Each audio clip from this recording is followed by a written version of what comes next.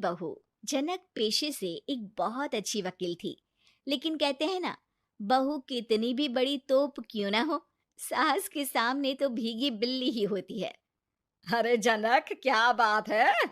आज रोटी नहीं मिली अभी तक। ये तेरा कोर्ट नहीं है जो आज फैसला ना हुआ तो कल की तारीख मिल जाए। रोटी तो रोज वक्त में चाहिए। हाँ। माँ जी, रोटी तो कब की बन गई। मैंने आपको कहा तो खाना खाने के लिए, आपने शायद सुना नहीं होगा। ओहो हो, जज नहीं हूं मैं तेरे कोर्ट की, सास हूं सास। कोई दलील फालतू की मत देना यहाँ। बहुत जानती हूं मैं इन वकीलों को। अपनी बात ऊपर रखने के लिए झूठ बोलने में जरा भी नहीं सोचते। तभी वहां जनक के ससुर आ जाते हैं।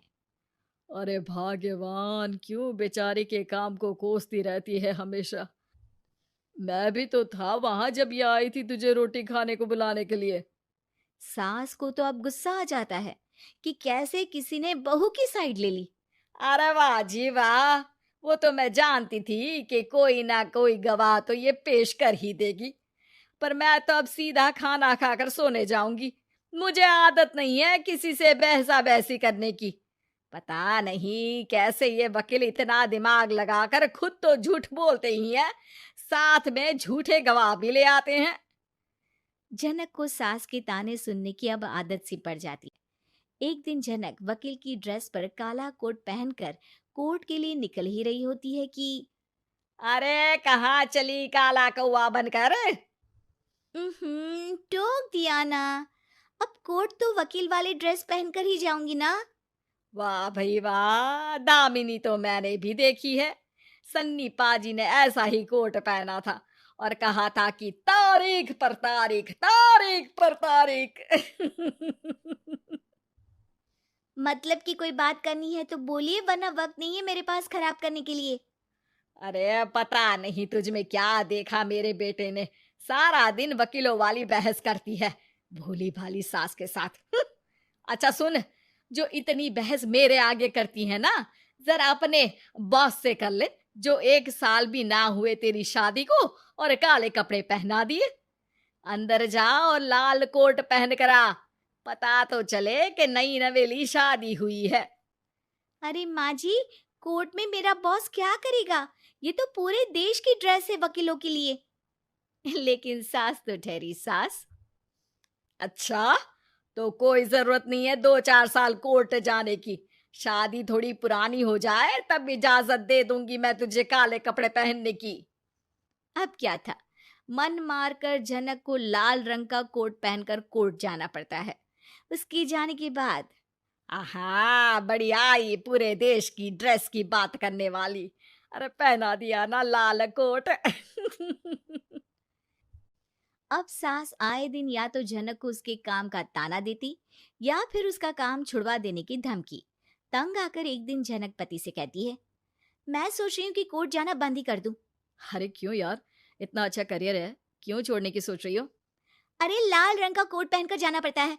हर बात पर सास ताना देती है कि वकील तेज होते हैं, सवाल जवाब करते हैं, झूठी दलीलें देते हैं। अरे तो ठीक है ना, वो जो कहती है अपनी समझ से कहती है, लेकिन तुमको तो पता है ना कि सच्चाई क्या है। जनक को पति की बात से हौसला मिलता है कि तभी घर पर कुछ लोग आ जाते हैं। अरे आइए आइए पंच साहब, कैसे आना हुआ? अरे भाई साहब, सुना है कि आपकी बहू वकील है। तभी वहां सास आ जाती है। हाँ है तो, लेकिन क्या हुआ? फिर कहीं बहस कराई क्या?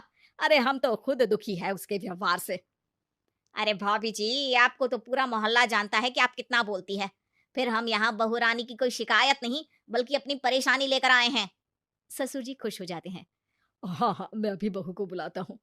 जनक वहां आती है, सबको नमस्ते करके बैठ जाती है। बहू रानी, हमारे गांव में बड़ी मुसीबत आ गई है। अब तो पूरे गांव की जिम्मेदारी मानो तुम्हारे कंधों पर है। अरे ना ना, इससे तो घर की जिम्मेदारी पूरी नहीं होती, ये गांव की जिम्मेदारी क्या लेगी? भाभी जी, आप चुप हो जाओ। यहाँ पढ़े लिखे लोगों की बात हो रही है। आप जाओ, जरा रसोई से सबके लिए चाय लेकर आओ। मैं कॉफी लूंगी।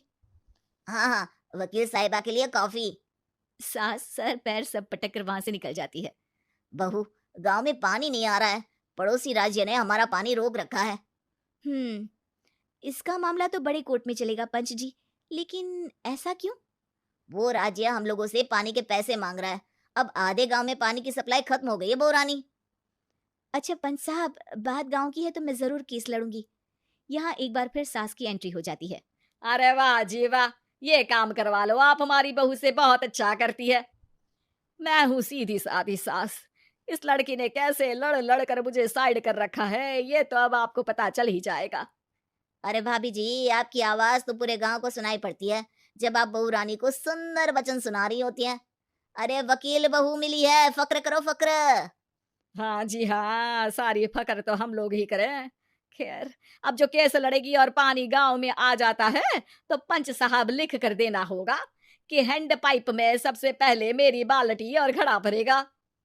अरे फिर तो हम बहू रानी के नाम पर घर पर ही सप्लाई दे देंगे, लेकिन ये इतना आसान नहीं है।